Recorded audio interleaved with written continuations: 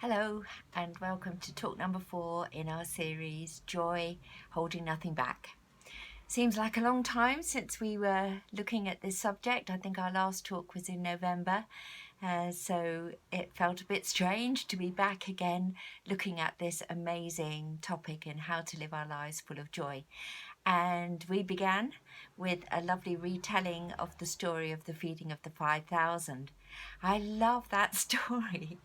I love the fact that it's a child with his packed lunch that I'm sure his mother packed for him, and he's gone all that way to hear Jesus speak, and then comes that moment when they realise they've been out there in the middle of nowhere for a long time and everyone's really hungry. And the boy is just so willing to hand over his entire packed lunch. And I just feel that is such a statement of a child's faith in the fact that somebody would give him something to eat. He didn't need to hold on to any of it. He could willingly give it away, holding nothing back. And of course he does get plenty to eat because they all leave that place full and there's 12 baskets left over. And one of my favourite dramas in Storm a few years ago was one, I think it's called Feeding the Hungry, and it is a retelling of that story. And it's two narrators telling the story, and they get to the point where it's time for the boy to hand over his packed lunch, and they turn to the boy and say, "Okay, where's your packed lunch?" And the little boy goes, "Oh, I ate it." And they're like, "What? No, you can't have done that, don't you know? You're supposed to give it to us and we give it to Jesus and then he feeds everybody else." And the little boy goes, "Well, it was mine, so I ate it." And I love that, but it seems like it speaks to us of our tendency of wanting to hold something in reserve, hold something back, keep something for ourselves. And I was really struck reading an article in the Observer a couple of Sundays ago about the distribution of the COVID vaccine in the world. Apparently something like 600 million doses have been given. Is it 600 million? 60 million. Let's get my facts right. Worldwide, of which 25 have been administered in Africa. So the number of doses of the COVID vaccine that have been given in Africa could be fitted in on the top deck of a London bus. You think, wow, we're not so good at being fair in our distribution. And that felt like something that we were starting to learn at the beginning of this pandemic, but still we are plagued by that inability of us to hold nothing back. And I think that reminds me of our tendency to want backup plans. Apparently Canada has ordered 5 times as many doses of the vaccine as they need, and took me back to a little thing that happened recently in my family. My husband recently has become 70 and celebrated his birthday, and the family all got together and bought him a very expensive Maglite torch, which was something he really wanted to do, bright enough to bring aeroplanes down out of the sky, as his twin brother said.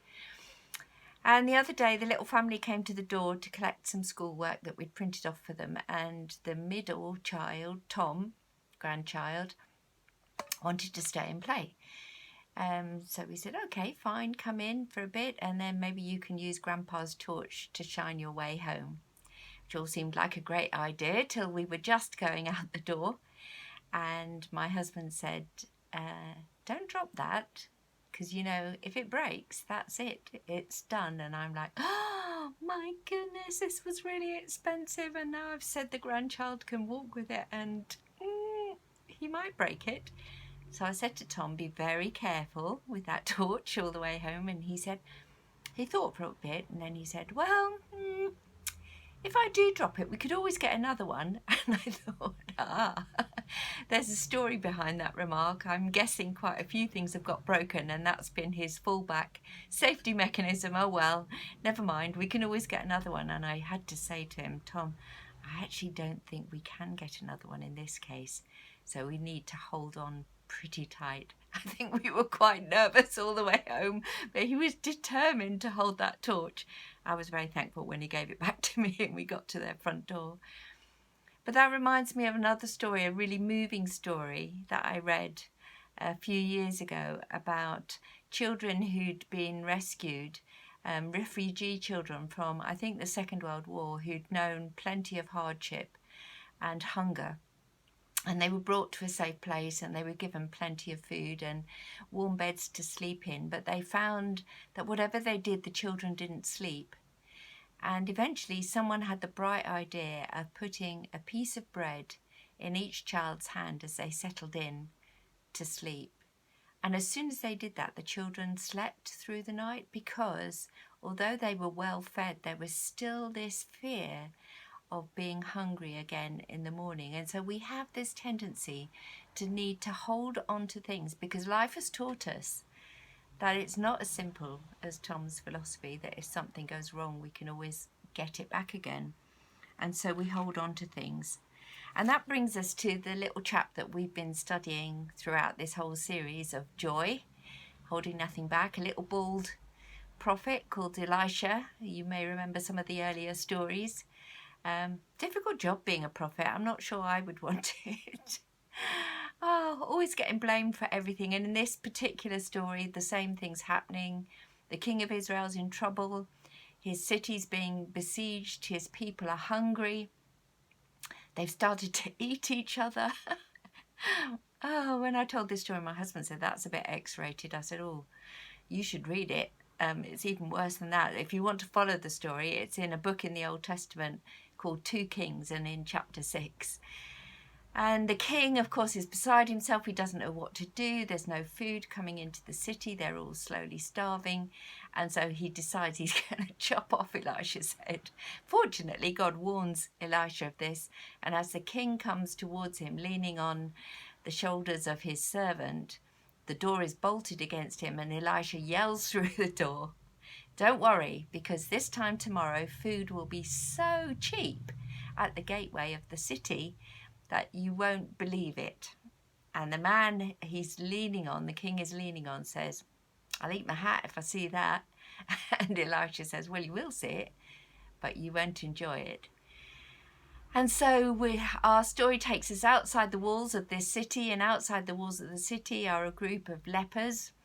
They'd been thrown out of the city because of the fear of that disease, how contagious it was and how destructive it was. So they hadn't had any human communication, any hugs from their families, any contact for an incredibly long time, a bit like I think maybe people are feeling now in this time of COVID. And even the loaves of bread had stopped being thrown over the walls, and they were literally starving to death. And they said, well, we've got nothing to lose. There's no point in us holding anything back because we're going to die here anyway. Why don't we just go over to the enemy, into their camp, and see if they will give us any food? And if they don't, if they kill us, well, we've lost nothing. And if they feed us, well, we've gained something. So they toddle off into the enemy camp.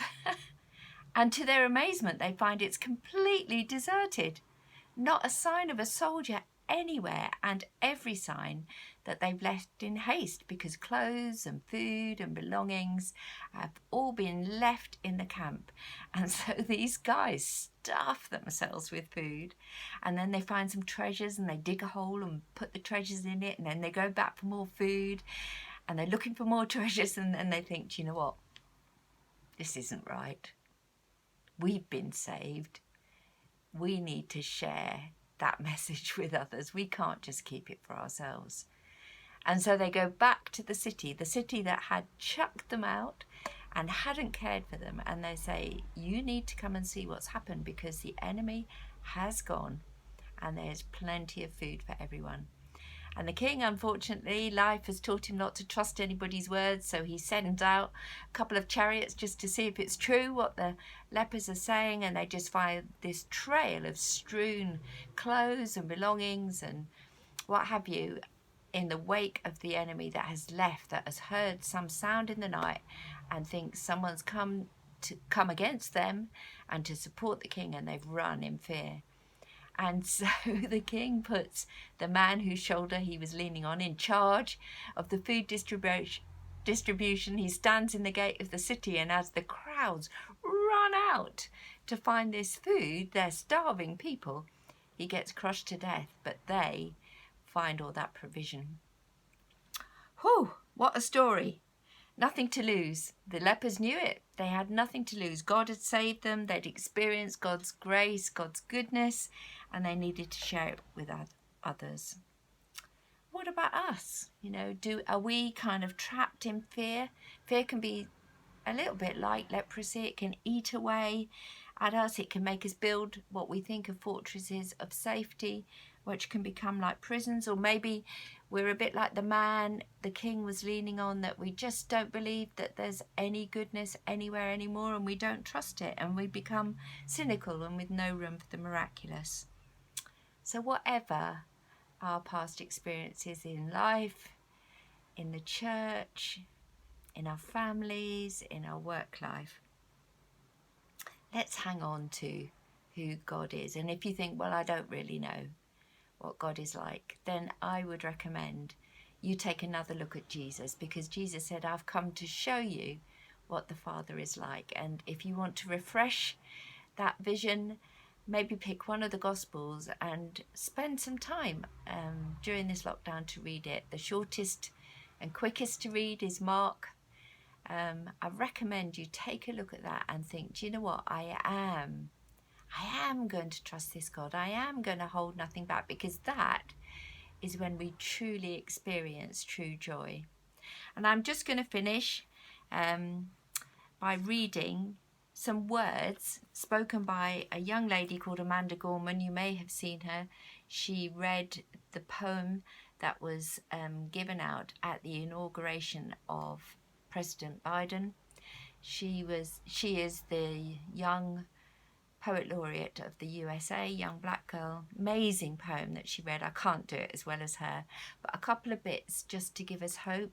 One was, she says, Scripture tells us to envisage that everyone shall sit under their own vine and fig tree, and no one shall make them afraid.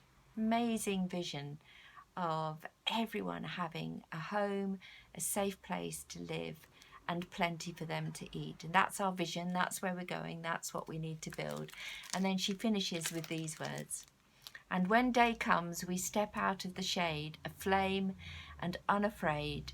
The new dawn blooms as we free it, for there is always light, if we are brave enough to see it, if only we are brave enough to be it. God bless you, and see you next time.